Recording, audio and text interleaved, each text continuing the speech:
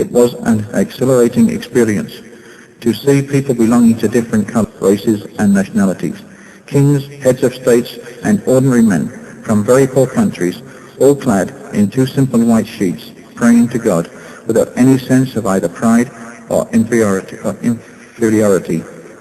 It was a practical manifestation of the concept of equality in Islam. Speaking to the Daily Al-Madina newspaper in Jeddah, the 15th of July, 1989. His present address is 1200E, 49th Street, Chicago, Illinois, 60615. These were the impressions of a few persons who had themselves been struck by the sword of truth.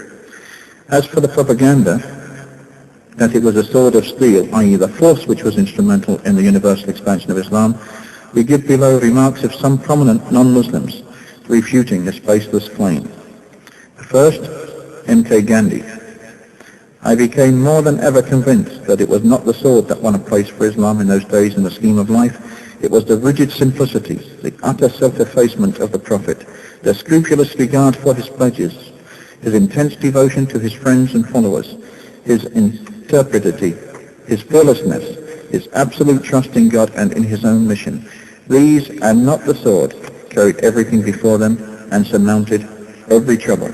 This was published in Young India in 1924. 2. Edward Gibbon.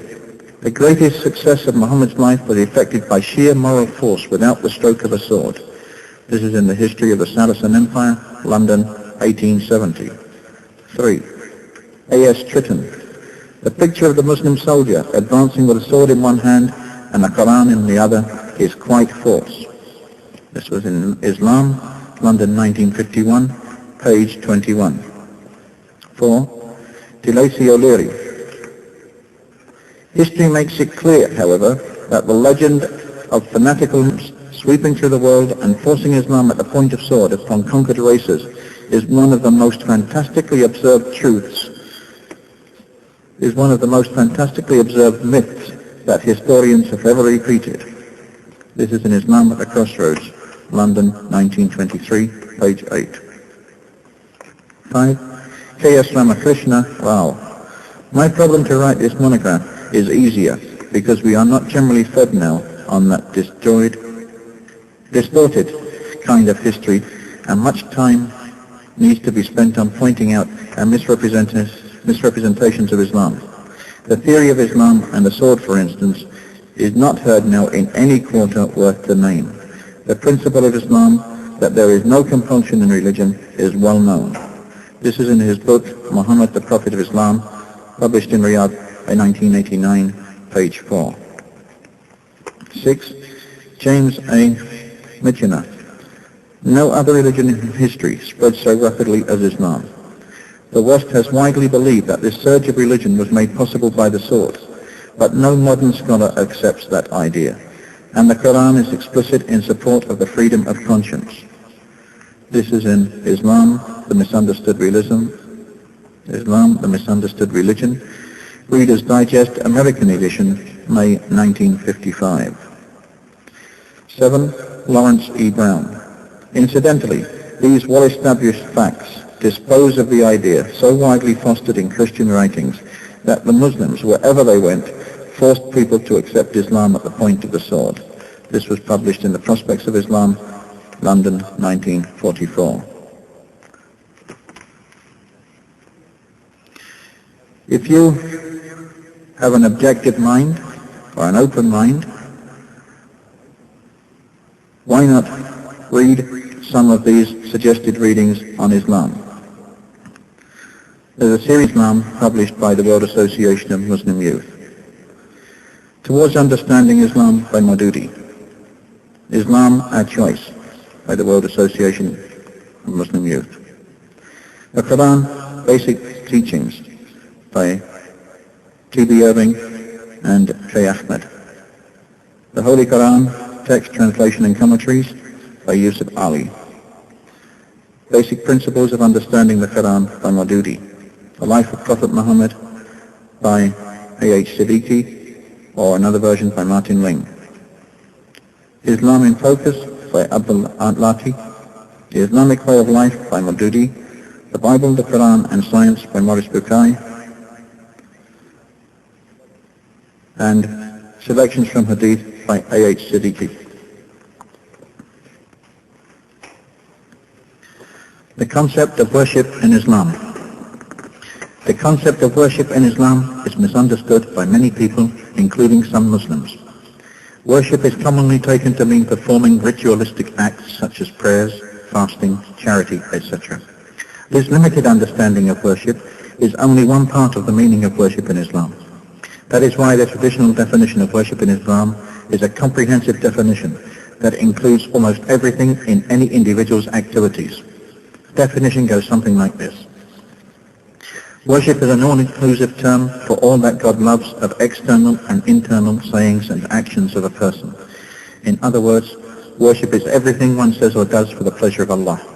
This, of course, includes rituals as well as beliefs, social activities and personal contributions to the welfare of one's fellow human beings.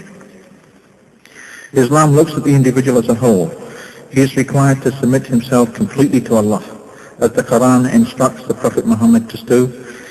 Say, O Muhammad, my prayer, my sacrifice, my life and my death belong to Allah. He has no part, and I am ordered to be among those who submit, i.e. Muslims. The natural result of this submission is that all one's activities should conform to the instructions of the one to whom the person is submitting. Islam, being a way of life, requires that its followers model their life according to its teachings in every aspect, religious or otherwise. This might sound strange to some people who think of religion as a personal relation between the individual and God, having no impact on one's activities outside rituals. As a matter of fact, Islam does not think much of mere rituals when they're performed mechanically and have no influence on one's inner life. The Quran addresses the believers and their neighbors from among the people of the book who are arguing them about the change of the direction of the Qibla in the following verse. It is not righteousness that you turn your faces toward the east or the west, but righteous is he who believes in Allah and the last day, and the angels and the book and the prophets, and gives his beloved money to the relatives and the orphans and the needy, and for the ransoming of the captives, and who observes prayer and pays the poor Jew, and those who fulfill their promises when they have made one, and the patient in poverty and affliction, and the steadfast in time of war. It is those who have proved truthful, and it is those who are the God-fearing. This is from the Holy Quran, 2nd chapter, verse 177. The deeds in this verse are the deeds of righteousness, and they are only a part of worship. The Prophet told us about faith, which is the basis of worship, that it is made up of 60 and some branches, the highest of which is the belief in the oneness of Allah. That is, there is no God but Allah, and the lowest in the scale of worship is removing obstacles and dirt from people's way. Decent work is considered in Islam a type of worship. The Prophet said, whoever finds himself at the nightfall tired of his work, God will forgive his sins. Seeking knowledge is one of the highest types of worship. The Prophet told his companions that seeking knowledge is a religious duty on every Muslim. And another saying, he said, seeking knowledge for 1 hour is better than praying for 70 years. Social courtesy and cooperation are part of worship when done for the sake of Allah, as the Prophet told us. Receiving your friend with a smile is a type of charity. Helping a person to load his animal is a charity.